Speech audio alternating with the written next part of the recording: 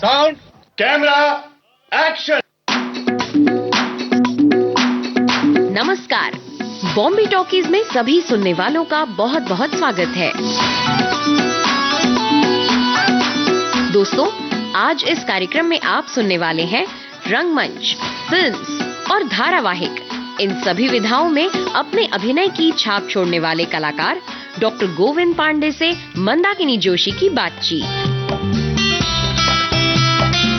आइए आज सुनते हैं इस बातचीत का दूसरा और आखिरी भाग।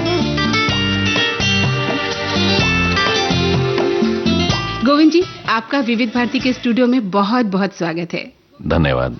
कैसे हैं आप? मैं बिल्कुल ठीक हूँ, बहुत अच्छा हूँ और बहुत खुशी हो रही है मुझे यहाँ आपके सम्मुख आकर के। थिएटर के बारे में हमने बात की, वहां से होते होते आप टीवी की दुनिया में आए, फिर फिल्मों की दुनिया में आए। तो टीवी के बारे में थोड़ी सी बात कर लेते हैं, क्योंकि बहुत सारे सीरियल में आपको काम करते हुए हमने देखा है।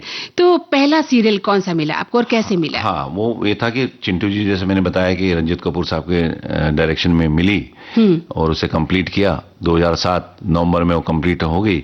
तो नवंबर में ही एक सीरियल शुरू हो गया था, क्योंकि जीना इसी का नाम है। उमेश बिष्ट उसको करते थे, यूनिसेफ का प्रोजेक्ट था। हाँ। बहुत बढ़िया। और उसमें फिर मुझे एक मेन नेगेटिव रोल मिल गया मंगत का। और आपके अनुपम शाम जो है वो हमारे उसमें जमींदार होते थे, मेरे जीजा। और ये जो जिशान है भी एक्टर है, ये हमारा भांजा हुआ करता था। NSD से पास आउट हुआ था 2008 में। तो ये हम लोगों का बहुत साल, 5 साल पे चला है सीरियल। और इसके करीब करीब 500-550 से ऊपर हमने जो एपिसोड किए, और ये कई लैंग्वेज में चला। अच्छा। हाँ, कन्नड़ वगैरह, इधर तेलुगु वगैरह में भी हुआ, इधर अफ्रीका में चलता था ये, क्योंकि यूनिसेफ का प्रोजेक्ट था। इधर मलेशिया, इंडोनेशिया, उधर भी चलता था। हाँ, कॉन्सेप्ट इसका क्या? कॉन्सेप्ट था सोशल। कमाल का। ये जो टॉयलेट प्रेम कथा आपने देखी होगी, ये तो हम लोगों ने, हिमानी शिवपुरी आई थी 40 एपिसोड के लिए। बहुत बड़े बड़े एक्टर उसमें काम करते थे और बॉम्बे से जाते थे वहां काम करने के लिए दिल्ली, क्योंकि बिकॉज ऑफ यूनिसेफ का बहुत पैसा उसमें खर्च होता था। और बहुत अच्छे। और उमेश बिष्ट आज फिल्मों के डायरेक्टर हैं बहुत। तो उस वक्त उसके क्रिएटिव हेड वही थे, मतलब उन्हीं की सोच थी। वो अद्भुत थे, वो अद्भुत। मतलब उनके सानिध्य में हमने फिल्म भी की उत्तरी बाद में, तो अभी भी कई काम कर रहे हैं वो। तो वो उनकी सोच में, उनके डायरेक्शन में, उनकी स्टोरी टेलिंग में, आप यकीन नहीं, कॉपर्टी की बात कर रहे हैं या टॉयलेट, इतने ड्रामेटिक अंदाज में वो निकाल दिया कि वो बुरे नहीं लगे। कि अनुपम शाम जैसे एक्टर या मेरे जैसे उसमें बहुत ही ड्रामेटिक एक्टर, मगर उसको ऐसा पिरोया था उमेश जी ने कि वो इतना हिट हो गया। उसमें वही समस्याएं होती थी कि सोशल, लड़की का पढ़ाने का, या गर्भवती उनका जच्चा बच्चा का ख्याल रखने का, या किसान की खाद्य का कैसे इस्तेमाल करना है, पानी का कैसे इस्तेमाल करना है, चेचक हैजा वगैरह, ये इन चीजों का सोशल, मतलब जो सोशल प्रॉब्लम्स हिंदुस्तान की जरूरत थी, खाद कैसे मिलेगी, यूरिया क्या क्या, मतलब इन्हीं चीजों का ड्रामेटिक नाटकीकरण कितना खूबसूरत ढंग से किया। और वो कमाल का था। अगर आप यूट्यूब पर उठा के देखें वो एक भी एपिसोड, तो आपको लगेगा कि यार ये क्या हो रहा है। हमको भी डर था कि जब उस वक्त, यार ये सोशल मैसेज में सीरियल कर रहे हैं, यार ये वो स्लोगन वाला ना हो जाए। मगर साहब कहीं भी नहीं लगा। आप देख लीजिए, आप एड्स के बारे में बात हो रही है साहब, और इतना कमाल का काम हुआ है। मैं आपको बता रहा हूँ कि आप वो सीरियल देखेंगे, आप कभी आप देखिएगा जरूर उसको यूट्यूब वगैरह पे, तो आपको बहुत आनंद आएगा। जिन लोगों ने देखा था वो आज भी याद करते हैं और हमें नाम से पुकारते हैं, इतने साल हो गए उसको। बिल्कुल बिल्कुल सही कह रहे हैं, ये देखा भी है। तो उसके बाद आपने क्राइम पेट्रोल में भी काम किया कुछ एपिसोड, मगर वो इतने हिट हो गए ना, तो वो इतने रिपीट हुए, तो लोगों को लगता है कि यार मैंने बहुत किए होंगे। वो मैंने ज्यादा नहीं किए, 6-7 एपिसोड किए होंगे। वो भी सरवाइव करने के लिए किए। कभी काम नहीं होता ना आपके पास, तो आपको मेन रोल मिल गया, पैसे मिल गए, जी, तो आपने कर लिया। हाँ, ये भी एक कलाकार के हिस्से में आती है बातें। और काव्या में आपने काम किया, काव्या एक जज्बा सीरियल में आप अभी खत्म हुआ है। मैं बहुत साल टीवी नहीं किया, क्योंकि टीवी के कारण जो है वेब सीरीज और फिल्म नहीं कर पाते थे। जी। और टीवी का एक थोड़ा सा एक प्रॉब्लम ये रहता है कि भाई आप एक ही पात्र अगर 1-2 साल करते हैं तो आप एक ही जैसे हो जाते हैं, और टीवी फिर मौका नहीं देता आपको आगे बढ़ने का। हाँ, जैसे अब काव्या में भी हुआ कि मैंने वेब सीरीज छूटी और कुछ फिल्में छूटी। अच्छा। जो कि बहुत अच्छे लेवल पे थी। अब क्या करें, कमिटमेंट तो कमिटमेंट है। मगर ये कि काव्या एक बहुत ही खूबसूरत, बहुत ही अच्छा सीरियल था। उसमें आपने पिता की भूमिका निभाई, बहुत सफल भूमिका थी आपकी। क्योंकि मैं भी जब जैसे ही आप आते थे पर्दे पर, मैं आपको भला बुरा कहने लग जाती थी कि अभी पिता आ गए हैं, अभी जरूर अपने बच्चे का नुकसान करने वाले हैं। यही होता था जी। हाँ जी। और मुझे लगता है कि यही कलाकार की सफलता भी है जी, उसके जी, रोल जी। की। तो आपके साथ भी ऐसे अनुभव हुए होंगे जो आपने कभी रोल किए हैं, आपको अपने दर्शक वर्ग में हाँ, से हाँ, कोई बिल्कुल, फैन मिला होगा, बिल्कुल। प्रशंसक मिला होगा, जिसने आपको अच्छा भी कहा होगा और बुरा भी कहा होगा? ईश्वर की कृपा से हुआ कि बुरा तो किसी ने नहीं कहा, मगर हाँ मुझे डांटा कई जगहों में। तो ये क्योंकि जब चल रहा था तो एक बहुत साल के बाद मैं गांव गया था उत्तराखंड, तो वहाँ के वो गांव में देखते थे वो, तो हमारी जो चाची लगती थी वो बुढ़िया हो गई थी काफी, तो मैंने उनके पाँव छुए, मेरी रियल वाइफ मेरे साथ थी। अच्छा। तो मतलब पहाड़ी में बोली तू बहुत भल कर छे, तू ना तू काम बहुत भल कर, मगर बेटा तू ना अपनी बुआरी के जिन नहीं मारी कर, मतलब अपनी बीवी को मत मारा कर। हाँ। मैंने कहा नहीं वो नाटक है, मैं मेरी बीवी ये है। तो करी नहीं वो ठीक है तू नाटक कर, मगर बेटा अपने शहर के नहीं मारी कर तू, मतलब अपनी बीवी को, मतलब मैंने कहा नहीं मानी ही नहीं वो। इस तरह की घटनाएं, और या वो किस्सा मैंने कई दफे सुनाया भी है, बहुत सारे इंटरेस्टिंग किस्से मेरे साथ घटे, क्योंकि यहाँ मैं मुंबई में अकेले रहता हूँ, तो काम वाली तो टाइम टू टाइम आती ना, तो दूध खत्म हो गया था तो मैं लेने के लिए चला गया खुद ही सुबह, और सतरंगी ससुराल चल रहा था उन दिनों। अच्छा। ये 2015 की बात है जी। और उसमें 7 माहों वाली कहानी थी, और उसमें फरीदा जलाल भी ये सब थी। तो मैं इनके अगेंस्ट था, हीरोइन का फादर। ये 7 माह एक तरफ और मैं एक तरफ, है ना, और फरीदा जलाल जी हुई है। और फरीदा जी तो इतनी खूबसूरत है, इतनी अच्छी है, कमाल की एक्ट्रेस है, कमाल वो है, जैसी वो दिखती है वैसी है वो स्वभाव की भी, बहुत ही प्यारी। और हमारा सौभाग्य है कि मैंने उनके साथ काम किया और उनको बड़ा अच्छा लगता था मेरा काम। तो एक औरत सुबह सुबह, मुझे दुकानदार का मुंह उधर था और उधर वो 2-3 फुट की दूरी पे खड़ी है, और मैं कह रहा हूँ भाई मुझे दूध दे दो, ये लो, मैं ऐसा बैठा हूँ, वो सामान ले रही है, मेरी तरफ देखी, हम बोली बहुत बदतमीज आदमी हो आप, बहुत ही गलत करते हो आप, आपको तमीज नहीं है आपको, आप जो। तो दुकानदार पीछे पलटा, अब मैं भी पीछे, और मैं मतलब बहुत चक्के रह गए। चक्कर रह गया। मैंने कहा यार ये उस वक्त मीटू भी चल रहा था। ओहो। है, मैंने कहा अब तू गया जेल। दुकानदार मुझे ऐसे देख रहा है कि इसने इसको कहीं छोड़ दिया फिजिकली। हाँ। तो मैं घबरा गया और मैंने उससे कहा, मैंने कहा बहन जी मैंने तो आपके साथ कुछ भी नहीं किया। और दुकानदार ने देखा, वो दूरी देख रहा था कि ये तो इतने 2-2.5 फुट की तो दूरी है इनकी, ये दूर खड़े यार, ये उसको भी समझ नहीं आ रही बात, और वो मुझे डांटे चली जा रही, और मेरा फेस उतरते और आवाज नीचे चली। देखिए जी मैंने तो आपको कुछ भी नहीं किया, और आप मुझे क्या, मैं ऐसा आदमी नहीं हूं जी, मैंने कुछ कहे नहीं, तुम हो भी नहीं सकते, तुम जो टीवी में करते हो ना वो मुझे बहुत गुस्सा आता। अरे मैं हंसा, मैंने कहा देखिए मैं तो एक्टर हूँ, हाँ मैं जानती हूँ, मेरा पति भी आर्ट डायरेक्टर है, पर मुझे तुम पे गुस्सा था, मैं इसलिए तुमको बोल रही हूँ। तो वो दुकानदार भी हंसा, फिर मैं भी, नहीं तो मेरे तो सलाखें मेरे जी तो प्राण ही निकल जाने वाली मुझे बात था कि आप पुलिस आएगी, अभी लोग मारेंगे और मैं जेल जाऊंगा। तो कलाकार के साथ ये होता है। जी। तो जिंदगी का एक बहुत बड़ा अनुभव है जिसे आप देखिए आप आज तक नहीं भूल पाए हैं। हाँ। तो काफी सीरियल्स में आपने काम किया, जैसा कि अभी हम जिक्र भी कर रहे थे। इसके अलावा अब आते हैं आपकी फिल्मी दुनिया में। कौन कौन सी मुख्य फिल्में हैं जिनमें आपने काम किया है? जैसे मैं बताया कि पहली फिल्म तो ये चिंटू जी थी, फिर बैंड बाजा बारात थी, फिर आक्रोश थी प्रियदर्शन जी के साथ, और उसके बाद वाताज, मुआवजा, लंका, धड़क, 14 फेरे, इंदू की जवानी, पीके, और आपने सम्राट पृथ्वीराज में भी काफी अभिनय किया है। पृथ्वीराज भी थी, और उसके बाद फिर विक्रम वेदा, कटहल, ये इस तरह की ये बड़ी अच्छी फिल्म, चुनिंदा फिल्म है, और अभी बहुत सारी और फिल्में हैं जो बनी हुई हैं, जो आ रही हैं। तो एक गीत सुन ले पहले। जी बताइए कौन सा गीत सुनना चाहते हैं? वहाँ कौन है तेरा, मुसाफिर जाएगा कहाँ, एस.डी. बर्मन साहब को सुनना चाहते हैं। तो चलिए सुनते हैं आपकी पसंद का ये खूबसूरत गीत। वहाँ कौन है तेरा मुसाफिर जाएगा कहाँ, दम ले घड़ी भर ये छैया पाएगा कहाँ। वहाँ कौन है तेरा मुसाफिर जाएगा कहाँ, वहाँ कौन है तेरा।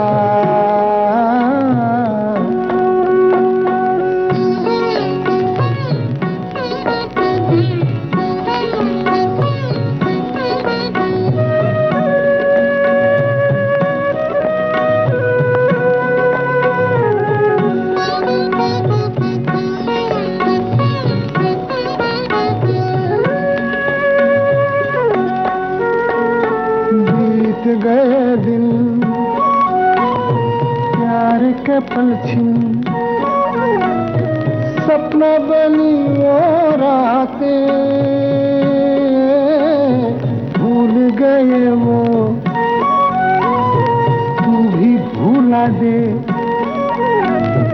प्यार की वो मुलाकातें प्यार की वो मुलाकातें सब दूर अंधेरा सब दूर अंधेरा मुसाफिर जाएगा कहाँ दम ले ले दम ले ले दम ले ले घड़ी भर ये छया पाएगा कहाँ वहाँ कौन है तेरा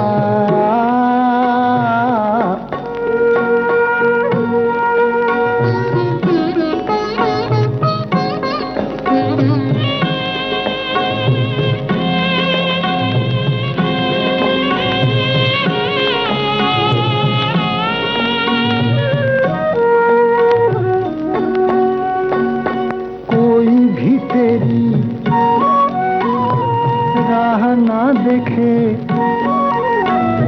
मैल बिछाए ना कोई दर्द से तेरे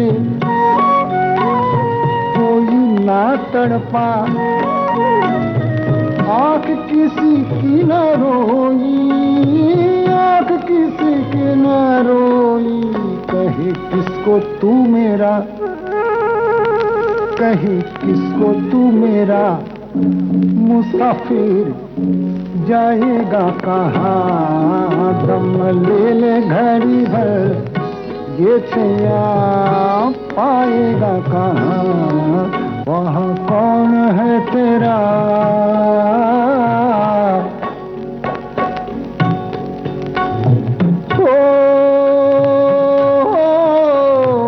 मुसाफिर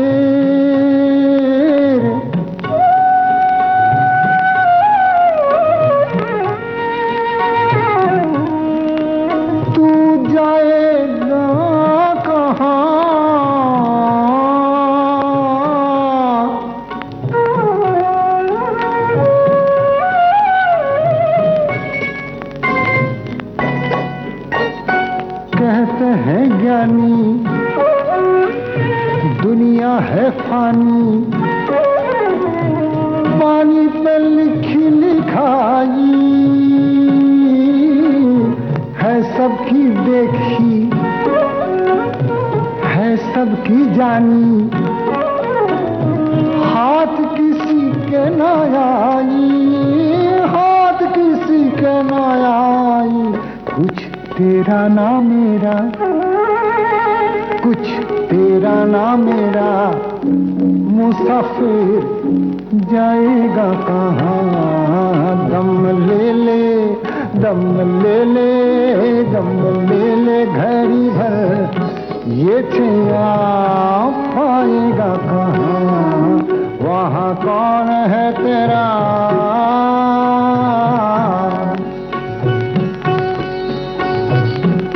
इस गीत को सुनने के बाद तो एक अलग तरह का माहौल जी बन जाता है। आप क्या महसूस करते हैं?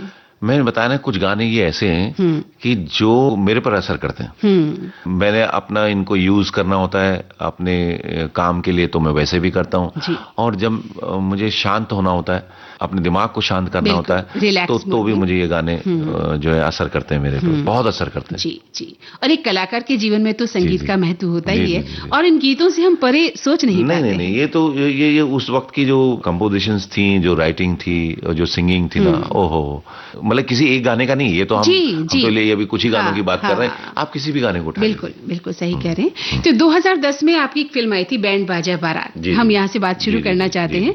काफी अलग कहानी थी इस फिल्म की और जो रणवीर सिंह थे और उनकी डेब्यू फिल्म थी शायद। तो इस फिल्म में आपने काम किया किस तरह की फिल्म लगी आपको कैसे मिली ये फिल्म आपको क्या अनुभव बहुत अच्छी थी पर मैं एक बात से बहुत नाराज था।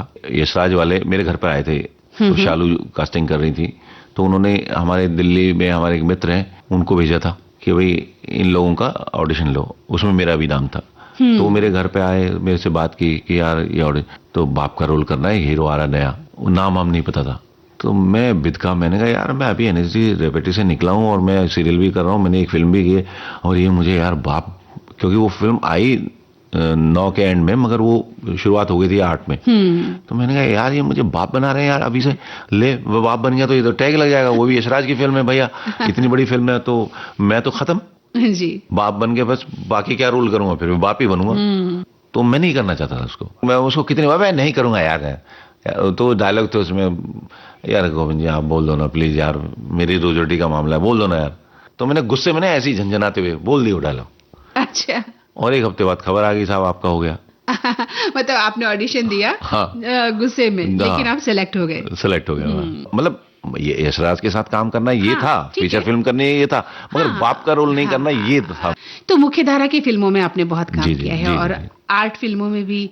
नहीं, आर्ट फिल्मों में अब 2-4-5 फिल्में की हैं, नहीं तो मैं ज्यादातर उसी ए ग्रेड की जो बड़ी अच्छी फिल्में थी, बड़ी वही की मैंने ज्यादातर। पीके फिल्म का जिक्र यहाँ करना बहुत जरूरी है, बहुत ही महत्वपूर्ण फिल्म थी। पीके में मैं कोई दूसरा रोल करने वाला था।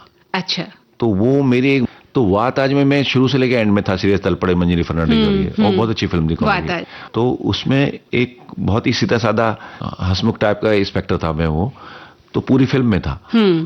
अब क्लाइमेक्स शूट होने वाला था, इधर से आ गया कि ये रोल करना, जो कि मेरे लिए वो बड़ा रोल था, ये बाद में मुझे पता लगा। पीके फिल्म में? हाँ, ये तो छोटा रोल था पुलिस वाले का। हाँ। मगर इससे पहले मैं इसमें बड़ा रोल कर रहा था, जो मेरे से छूट गया बिकॉज ऑफ ये वाली फिल्म की बात आज की। तो उन्होंने फिर वहां से एसोसिएट किया, मुझे फोन आया, मुकेश हावड़ा तो थक गया था बोलते बोलते कि यार गोविंद भाई तुम कर क्या रहे हो। मैंने कहा यार मैं, मुकेश भाई आप नाराज हो रहे होंगे क्योंकि उनके 300-400 फोन आ गए थे एक हफ्ते में।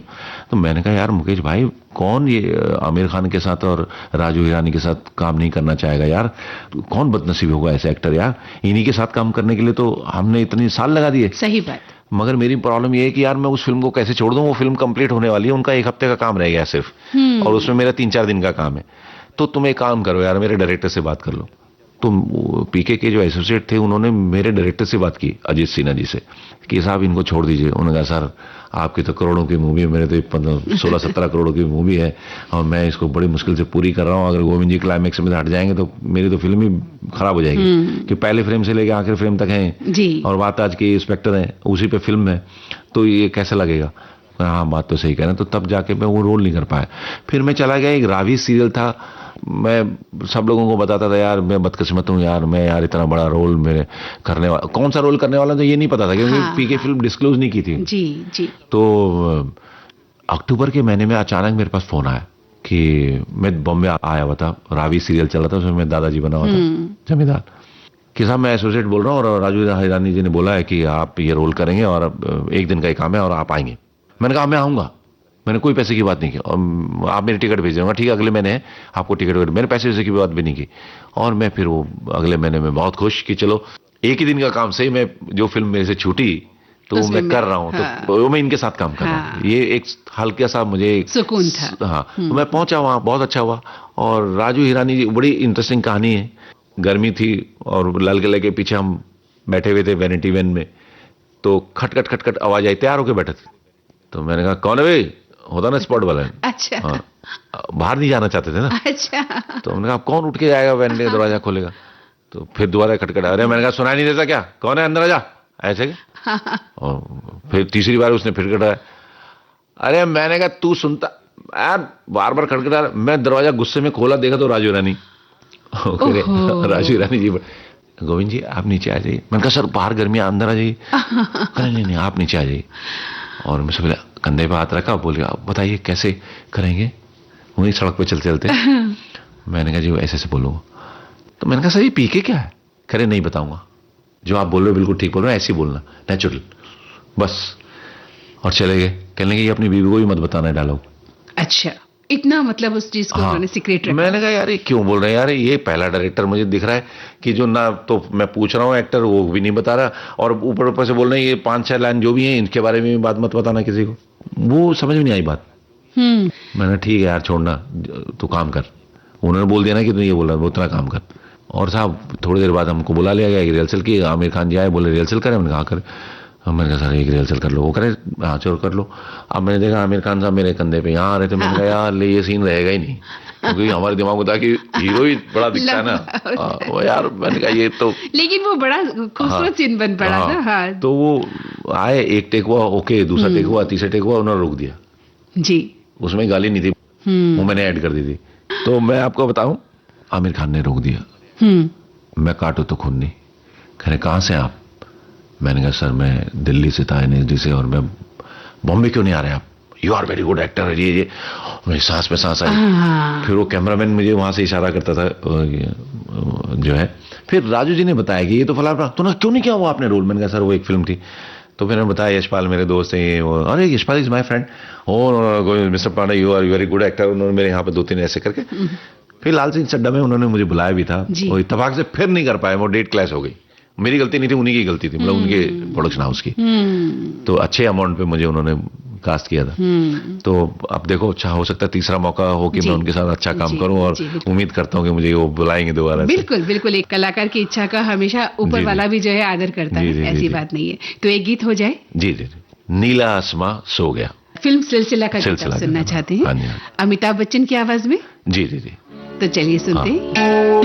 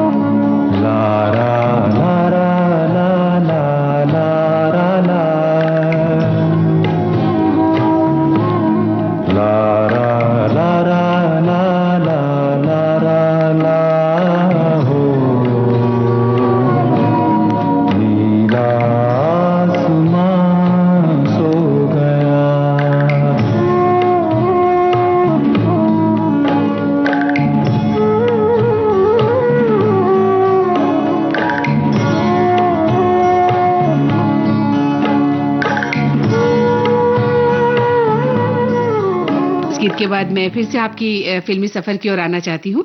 चंद्र प्रकाश द्विवेदी जी की फिल्म थी सम्राट पृथ्वीराज, जी, जो पृथ्वीराज रासो पर आधारित जी, फिल्म जी, है और जी। एक ऐतिहासिक एक्शन ड्रामा हाँ जी, फिल्म हाँ रही जी। है। तो चंद्र प्रकाश जी इसके लेखक भी थे और निर्देशक हाँ भी जी, थे। हाँ जी। किस तरह का अनुभव था इस ऐतिहासिक फिल्म को करने के लिए? एक प्रश्न और मेरे मन में आता है कि हाँ। क्या ऐतिहासिक फिल्में वास्तविक इतिहास पर आधारित होती हैं कभी? इतिहास की घटनाओं को बहुत सावधानी से लिखा जाना चाहिए, ऐसा हम मानते हैं, और दिखाया भी जाना चाहिए, हाँ, जबकि हाँ। होता यह है कि कई फिल्मों में जो है फिल्मी तड़का लगा दिया वो जाता है। कमर्शियल फिल्मों में यही एक प्रॉब्लम है जो आपने पकड़ी है बात, कि वो कमर्शियल बनाने के लिए या कंट्रोवर्सी से बचने के लिए या सेफ साइड पे चलने के लिए वो कुछ तब्दीलियां कर देते हैं जो कि नहीं करनी चाहिए। तो बहुत सारी चीजें हैं कि वो क्यों की जाती थी या क्यों की जाती, उनमें हम अगर अभी जाएंगे तो बहुत एक अलग वार्तालाप शुरू हो जाएगी और उसको आप दर्शक भी समझ रहे होंगे और आप भी समझ रहे होंगे कि वो कुछ मजबूरियां होती हैं प्रोड्यूसर्स की या एक्टर की या डायरेक्टर की, और कुछ की उनको लगता है कि थोड़ा और मसाला डाल दें या कुछ और क्रिएटिव कुछ इस तरह का कर दें, इसलिए शायद ये चीजें हो जाती हैं, जो कि मेरी नज़र में तो ठीक नहीं है। मुझे लगता है कि अगर ऐतिहासिक पौराणिक जो बना रहे हैं तो जो है वो ऐसा ही करें, और ऐसी जो फिल्में बनी तो वो हिट भी रही हैं, ऐसी बात नहीं है। चंद्र प्रकाश द्विवेदी जी का मेरा जो पहला उनका था वो चाणक्य था, और जब हम छोटे थे उनको देखते थे और अचंभित रहते थे। वैसा चाणक्य आज तक किसी ने नहीं किया जी, इतने बने बाद में बिल्कुल मुझे नहीं दिखाई दिया ऐसा। वो उच्चारण और वो कमाल का एक्टिंग और अभिनय की बात भी करें तो, और वो कमाल, मतलब जिस तरह के चाणक्य के बारे में कहा जाता है कि वो दिखने में वो बिल्कुल वैसा वो चंद्र प्रकाश द्विवेदी जी ही जो है कर सकते थे, या वो ही है और कोई नहीं है जी। तो वो पहला इंटरेक्शन था। फिर सौभाग्य हुआ कि मैंने उनके लिए ना तुलसीदास एक सीरियल बना रहे थे, उसमें मैंने एक जमींदार की भूमिका निभाई। वो आगे वर्कआउट नहीं हुआ था तो उसकी शूटिंग काफी दिन चली थी तो मैंने किया था। उसके बाद फिर उन्होंने एक दूरदर्शन के लिए एपिक चैनल के लिए 1-1 घंटे के एपिसोड बनाए 2000 साल से पहले के वैदिक काल, उस काल से कि क्या था हिंदुस्तान, कि जहां गौधन सबसे बड़ा था और प्रजा ही जो थी, इतना लोकतंत्र था कि प्रजा ही, गांव के लोग ही राजा को चुनते थे, और अगर राजा सही काम नहीं करता था तो गांव के लोग ही 10-12 गांव के लोग मिलकर के राजा को उसी वक्त उतार देते थे गद्दी से, दूसरे को बना देते थे। इतनी लोकतांत्रिक विधियां थी हमारे इस हिंदुस्तान की परंपरा में। जी, जी। और इस तरह की बहुत सारी चीजें जो उन्होंने खोजी, उसका उस काल के अनुसार किया। तो उसमें एक क्रूर शासक हुआ, उसका मैंने वो जो एपिसोड था 1 घंटे का, वो एक मैंने भी किया था। तो उनके साथ मेरा काफी अच्छा एक्सपीरियंस रहा, वो बहुत प्यार भी करते थे, तो उन्होंने मुझे फिर मौका दिया। हालांकि मुझे वो जयचंद बनाना चाहते थे, मगर वो फिर ये हुआ कि नहीं, एक बड़ा चेहरा उस वक्त में, उतनी 2015-16 की बात है ये, करते करते वो बाद में 20 तक पहुंच गई फिल्म। तो उस वक्त अक्षय कुमार बहुत थे, आशुतोष राणा हमारे ही मित्र हैं, बहुत अच्छे एक्टर भी बहुत अच्छे हैं, तो उनका फेस वैल्यू और उनका जो काम है वो बहुत बड़ा है। तो उनको लिया गया। तो मेरे को द्विवेदी साहब ने पूछा कि यार तू बनेगा जयचंद का सेनापति? मैंने कहा सर आपके और यशराज जी के साथ मैं काम क्यों नहीं करना चाहूंगा, अगर कुछ में कुछ करने करें है करने के लायक दिखेगा, पर इतना नहीं दिखेगा। मैंने कहा सर चलेगा, आपके साथ तो मैं कुछ भी कर सकता हूँ। मैं बताऊं, बहुत ही रिसर्च करके बहुत ही प्यारे ढंग से वो बनाई गई थी फिल्म, मगर किस्मत हमारी यह खराब थी कि वो कोरोना शुरू हो गया और वो कई चीजें ना क्रोमा में शूट हुई। जैसे मेरा और संजय दत्त का युद्ध का सीन था, वो क्रोमा में शूट हुआ, फिर जो कि 1100 की यूनिट जयपुर में लगी हुई थी, तो मेरी टिकट कैंसिल हुई। मैं दिल्ली गया हुआ था मार्च 2020, 15 मार्च, 16 मार्च से मेरी शूटिंग शुरू हुई। उनका मत आओ यहाँ कोरोना, जयपुर में जल्दी लग गया था, 4 दिन पहले लग गया था। तो उसी चक्कर में वो फिल्म ना, फिर वो बहुत सारी उसमें कंप्रोमाइज हुए। 6 महीने तो उसके कॉस्ट्यूम के लिए लगा। वो कॉस्ट्यूम मैं क्या बताऊं आपको, क्या काम किया गया था उसमें। सेट जो कांदिवली और इधर बोरीवली के बीच में एक पहाड़ियों की तरफ जो बनाया गया था, वो मैंने वैसा सेट तो आज तक देखा नहीं कभी जी। वो इतना खूबसूरत और इतना भव्य, तो वो कमाल काम था द्विवेदी जी का। मगर वो बदकिस्मती रही कि उसमें कोरोना एक बहुत बड़ा कारण बना, और 1-2 कारण और भी थे जो मैं यहाँ नहीं कह सकता जी। एक गीत सुन ले पहले। जी जी जी जी, बताइए कौन सा गीत सुनना चाहते हैं? हाँ, मैं ये गाना बहुत अच्छा है जो मेरे मन के बहुत नजदीक है, वो है मन रे तू काहे ना धीर धरे, ओ निर्मोही मोह न जाने,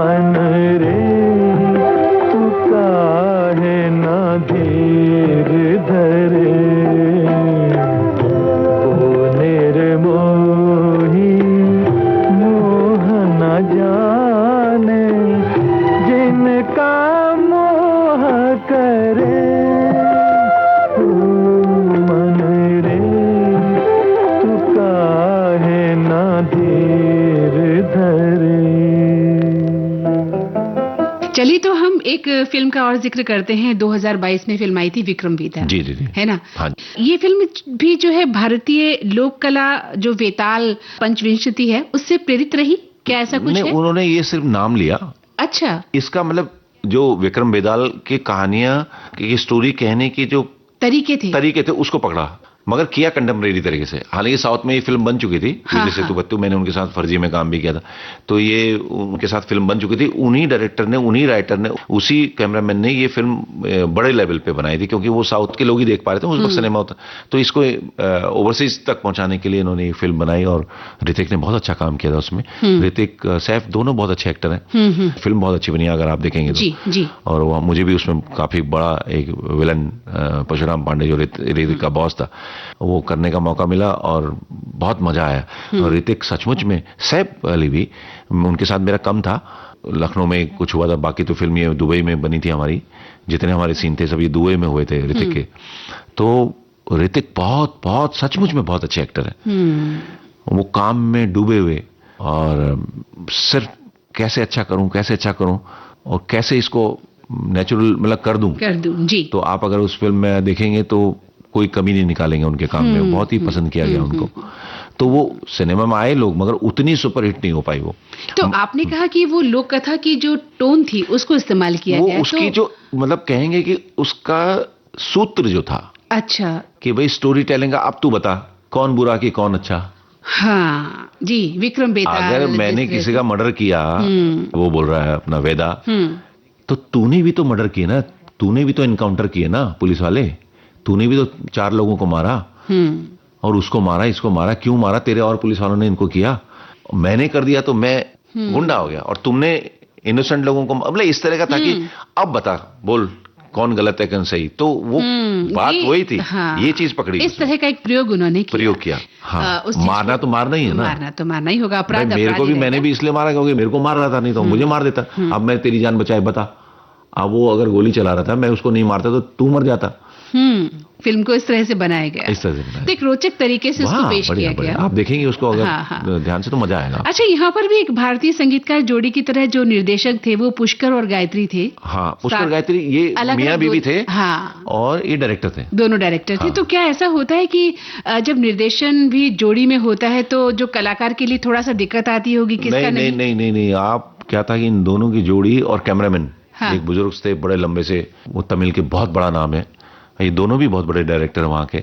मगर साहब कमाल की बात थी कि इतने महीनों हमने काम किया साथ में, कभी भी ऐसा नहीं था, बल्कि आपस में कान में थोड़ा बहुत ये बात करते थे। और कई बार ये होता था कि कोई चीज़ डायरेक्टर साहब समझा रहे तो उनकी वाइफ आकर हल्का सा बोल दे रही कि हाँ इज गुड, इज ओके, इसको रहने दो।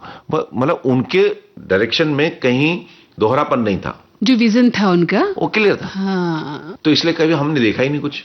मगर यही होता था कि हम, ऋतिक को मैं देखता था कि वो डायरेक्टर साथ या मेरे से भी बोलते थे आप एक बार और कर देंगे, तो वो और बार बार रिपीट, बार बार ओके हो गया मगर फिर करना। वो एक्टर ये होते ना, और भूख होती है वो कि भाई और अच्छा कर दूं और इसको बढ़िया कर दूं। तो ऋतिक जी में मुझे बहुत दिखे वो, और हमें भी वो ये मिला कि नहीं हम संतुष्ट हो रहे हैं ये सीन करके, और वो नहीं हो रहे हैं। हाँ। तो सीखो ना यार, इतना बड़ा स्टार, इतना बड़ा आदमी, और जो स्टैब्लिश हो चुका है और जो स्थापित हो चुका है, जो मनवा चुका है, वो आदमी मान नहीं रहा है खुद, तो तुम क्यों मानते हो? तुम भी कोशिश करो ना। कभी आपको लगा ऐसा अपने किसी प्ले में, किसी रोल में कि मैं बहुत अच्छा करके आया हूँ या नहीं, मैं कुछ और अच्छा कर सकता था? कल भी मैंने शूट किया रात को, तो उसके बाद मैंने डायरेक्टर से कहा, मैंने कहा सर एंगल तो बदल दिया आपने, मगर मुझे लग रहा है कि नहीं एक लाइन और जोड़ सकता था। करे हाँ यार तो अच्छी थी। मैंने कहा सर वो निकल गया है। तो वो तो होता ही है जी, और होना भी चाहिए। हाँ, अब चक्कर क्या है ना कि ऋतिक के लिए कैमरा एंगल तो क्या सेट भी बदल सकते हैं जी। हमारे लिए अभी वो क्योंकि हम लोगों को क्या रहता है ना कि नहीं नुकसान होता ना, बहुत टाइम लगता है एक एक सीन में। तो डायरेक्टर ने अगर ओके कर दिया तो फिर ज्यादा बहसबाजी भी नहीं कर सकते उनसे। जी। तो अब एक पसंद का गीत और बताइए, कौन सा गीत सुनना पसंद करेंगे आप?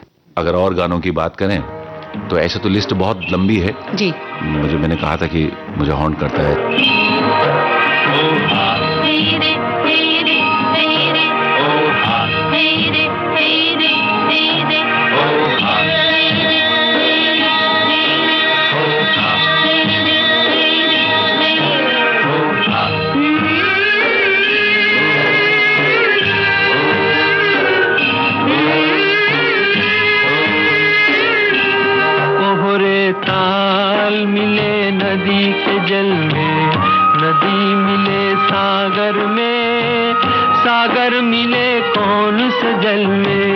कोई जाने ना ओहरे ताल मिले नदी के जल में।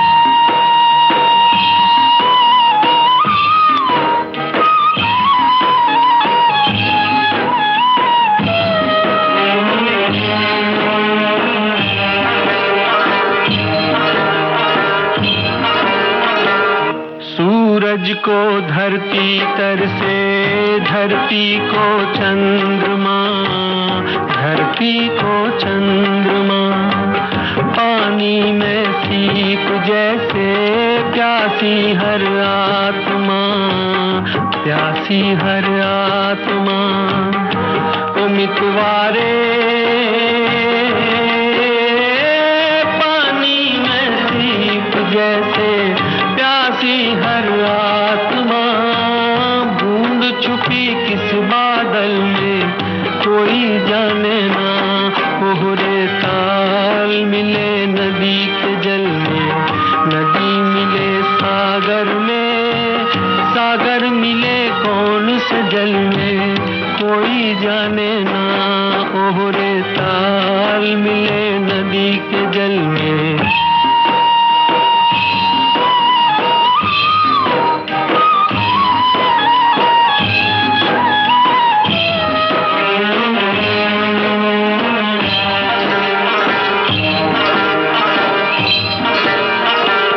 अनजाने होठों पर क्यों पहचाने गीत हैं, पहचाने गीत हैं। कल तक जो बेगाने थे जन्मों के मीत हैं, जन्मों के मीत हैं। ओ मितवारे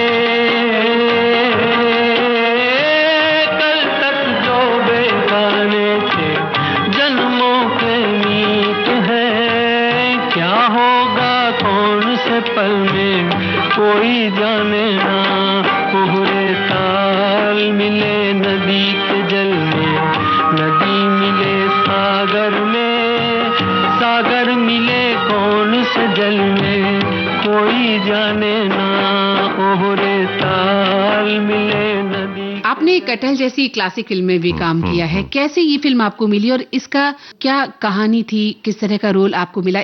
कटहल जो नाम रखा गया जिस तरह से उसका क्या मूल था, पहले तो ये भी जानना चाहेंगे। कटहल खाने वाला कटहल था। ये सटायर है, व्यंग। ये सच्ची कहानी भी है कि आजम खां की भैंस खो गई थी जी, सप्पा के दौर में। पूरा यूपी का महकमा लगा दिया था उसे ढूंढने के लिए जी। तो ये ऐसा 2-3 दफे हुआ और लोगों ने भी किया कि किसी की लड़की भाग गई या किसी का, तो पूरा महकमा उसी को ढूंढने में लगा हुआ है। तो एक सटायर था, व्यंग था ये। और भाषा उसकी ग्वालियर के आसपास की वो थी, थोड़ी बुंदेली और मिक्स। और ये मैं तो यहाँ का बना था मिश्रा, जो लीजी किस्म का है और अपनी बेटी की गाड़ी के पीछे पड़ा हुआ है दहेज की, और सोचा अपनी बेटी की शादी वो जो दूसरा हवलदार है उससे कर दूं जो कि हीरो था और जो हीरोइन से प्यार करता है, जो इंस्पेक्टर थी हमारे साथ। तो बड़ी प्यारे, और यशोवर्धन जो और अशोक मिश्रा जी हमारे एनएसडी के सीनियर, उनकी राइटिंग है और बड़े राइटर हैं वो, और उनका बेटा यशोवर्धन उसने डायरेक्ट किया था। तो बहुत सलावा और बहुत प्यारा और बहुत मजेदार। और उस फिल्म को अच्छे अच्छे एक्टर थे, विजयराज, राजपाल यादव जी, रघुवीर यादव जी, सान्या मल्होत्रा, है ना, जोशी, नया, बहुत अच्छे अच्छे एक्टर उसमें थे और भी बहुत सारे। तो उसको करने में आनंद आया। और बहुत ही एक क्लासिक अभिनय है आपका। वो उसमें कॉमेडी जनर में जा करके, और वो पुलिस वाले ले जाए, वो बहुत मतलब पसंद किया लोगों ने। बहुत सुंदर है। और हिंदी मीडियम जैसी फिल्में भी आपने काम किया जिसमें इरफान जी थे। तो ये फिल्म कैसे मिली होगी आपको और इरफान साहब के साथ काम करने का अनुभव? बहुत मजा आया उनके साथ, क्योंकि एक अलग किस्म की फिल्म थी और देखने पर बड़ा आनंद आया था। वो मैं आपको बताऊं कि इरफान साहब इस दुनिया से चले गए, बहुत जल्दी चले गए। और मैं जब वो स्कूल में आए थे 84, मैंने बताया ना कि मैं एनएसडी में घुसने की तैयारी कर रहा था, तो मेरी नजर रहती थी। और हम इनके ग्रुप में, हमारी ग्रुप की एक भारती शर्मा जी थी, इनकी बैचमेट, तो 84 में आए थे। तो हमारे तब से हम इस बैच के साथ जुड़े हुए थे, तो हम इनके नाटक देखते थे, सब कुछ करते थे। तो इरफान जी बिल्कुल ऐसे ही जैसे अभी फिल्मों में करते हुए दिखाई देते हैं सहजता के साथ, ऐसे ही नाटकों में भी करते थे। तो उस वक्त दौर था हाथ पांव फेंक के एक्टिंग करने का, थोड़ा सा मेलो वाला, थोड़ा लाउड वाला। तो इरफान जी ऐसे ही करते थे, नेचुरल तो हमको लगता था ये एक्टिंग कर ही नहीं रहे, वो तो अपना काम करते थे, हमारी समझ नहीं थी, वो उस दौर के लोगों की समझ नहीं थी, मगर वो बाद में समझ में आया।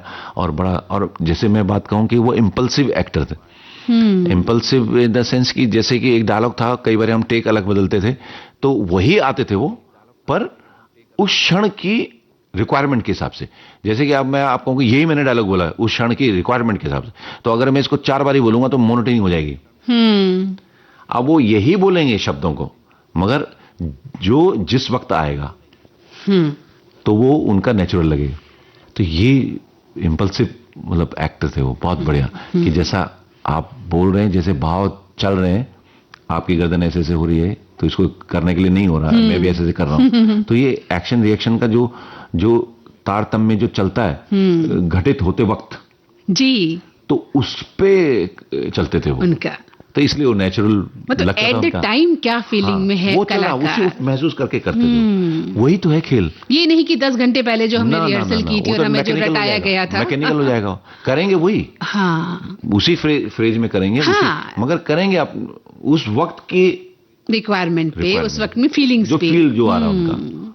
तो उसमें थोड़ा दिक्कत भी होती थी, दिक्कत ये होती थी कि अब ये कहां पर आएंगे, तो मैं फिर वहीं से पकड़ता था। हाँ, ये सामने वाले कलाकार के लिए बड़ा मुश्किल हो जाता है, क्योंकि सामने वाला इतना मजावा है कि नहीं, मतलब ये जरूरी नहीं था। तो आप थे, मान लीजिए आपने इस बात को समझ लिया, लेकिन हर कलाकार अगर मैंने इतना काम नहीं किया होता तो फिर मेरे लिए क्योंकि आम आदमी तो पिच से पिच भी नहीं मिला पाता, एक सुर से दूसरे सुर में भी नहीं मिला पाता है जनरली। वो तो अब इस बार अगर वो कह रहे हैं अरे जाने दे, अब अगली बार टेक हुआ तो पता लगा इस साइड से नहीं आ रहे, इस साइड से आ रहे हैं, वो कह रहे हैं अरे जाने दे दुश्मन, क्या कर रहा है तू यार।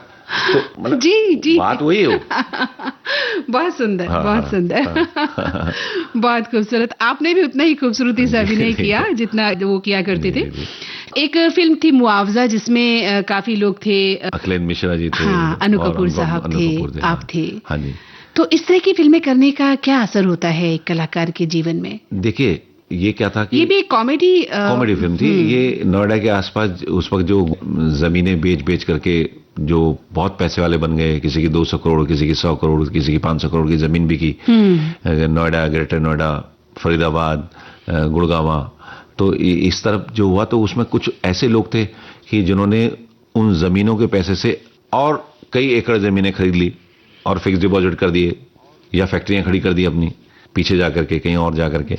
तो कुछ ऐसे लोग थे जिन्होंने अपना शोषा में, अपनी नाक में वो पैसे को पानी की तरह बहाया, शराबखोरी में, दिखावे में, गाड़ियों में, बंगले बनाने में, पार्टियां देने में। तो वो इस तरह की जो गुजरों की लाइफ सचमुच में उस वक्त क्या क्या चल रही थी, वो उसके ऊपर वो फिल्म थी। तो इस तरह की, वैसे तो आपने इतनी क्लासिक फिल्मों में काम किया है, अगर बातें करने चले तो शायद कितने एपिसोड निकल जाए। मंटो फिल्म में आपने काम किया, जी हाँ। और भोंसले फिल्म में करने वाला था, फिर छोड़ दी थी मैंने। हुतुतु में फिल्म में आपने काम किया है, और नए कलाकारों के साथ भी आपने काम किया है। नानक शाह फकीर में भी आपका काम है, 2 दूनी 4 है, दीदी दी वेडिंग है, अब के बरस है। तो ये सभी फिल्में, या बजाते रहो, या 16, बहुत ही खूबसूरत फिल्में, एक अलग तरीके से लिखी गई फिल्में रही हैं, अलग तरीके से संदेश देती हुई फिल्मों में आपने काम किया है। और आपने कई नए कलाकार जिन्होंने डेब्यू किया है फिल्मों से, धड़क फिल्म है जिसमें कि जानवी कपूर और ईशान खट्टर जैसे लोग थे, सुई धागा में आपने काम किया है।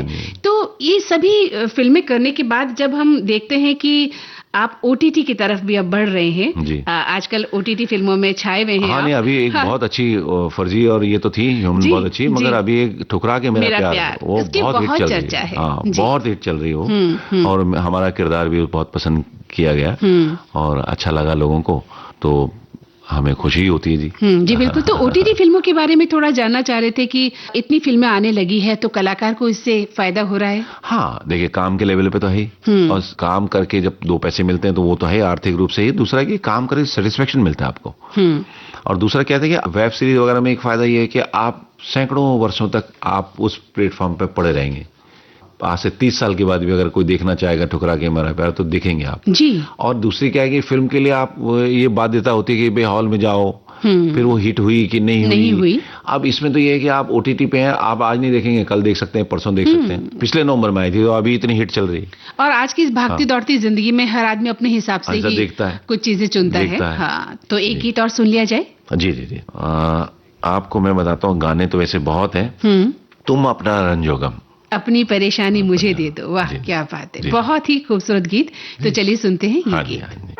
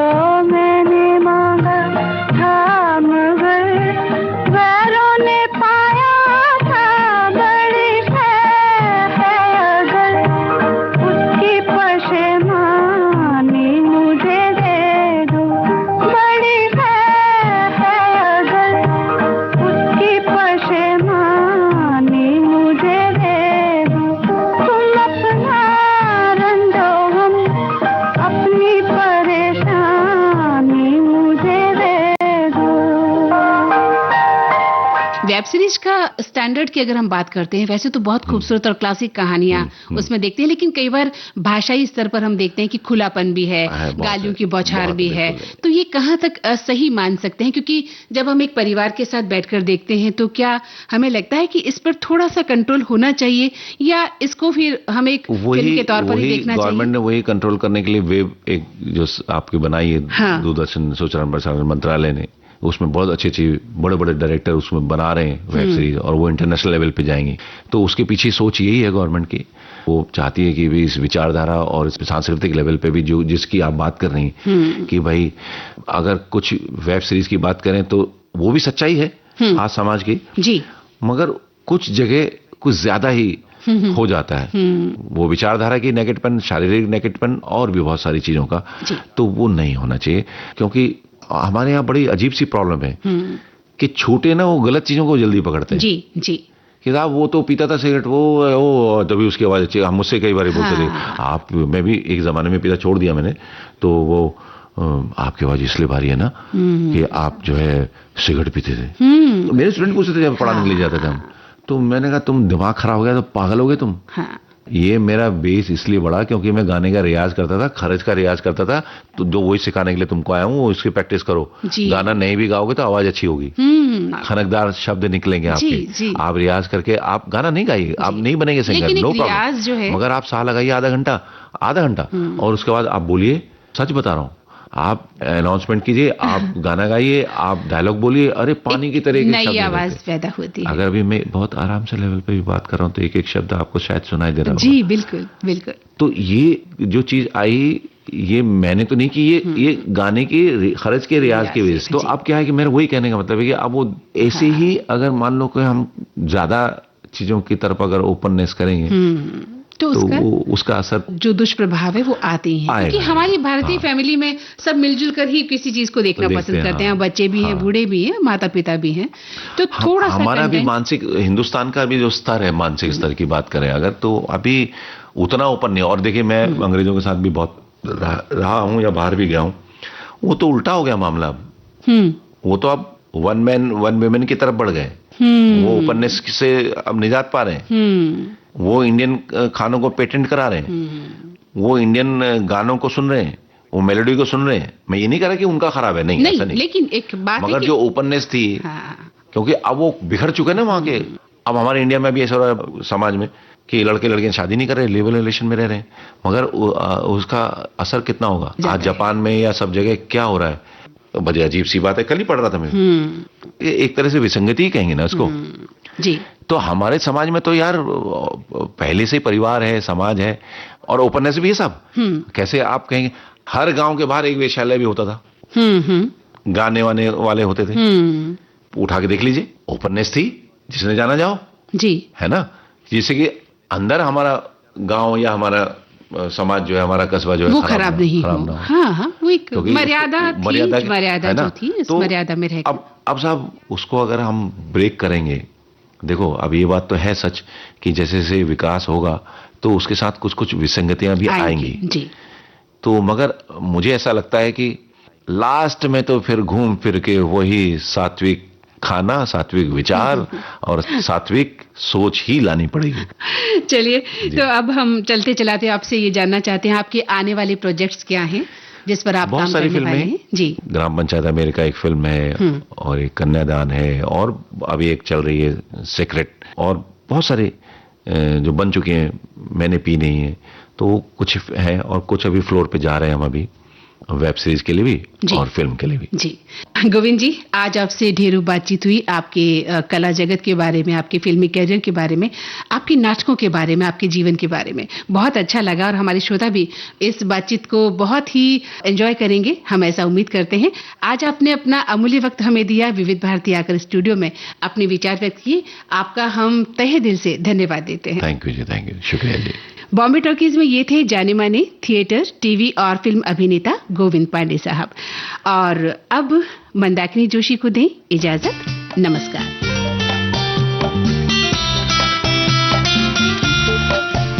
सुप्रसिद्ध अभिनेता डॉक्टर गोविंद पांडे से मंदाकिनी जोशी की बातचीत का ये था दूसरा और आखिरी भाग। रिकॉर्डिंग इंजीनियर मनीष चंद्र वैश्य, प्रस्तुतकर्ता अनुश्री पाठक। डिजिटल अपना बॉम्बे टॉकीज, अरे पिक्चर ही कल्चर है अपना बॉम्बे टॉकीज। रॉकिंग है, रोलिंग है अपना बॉम्बे टॉकीज। सुपर है, डुपर है अपना बॉम्बे टॉकीज।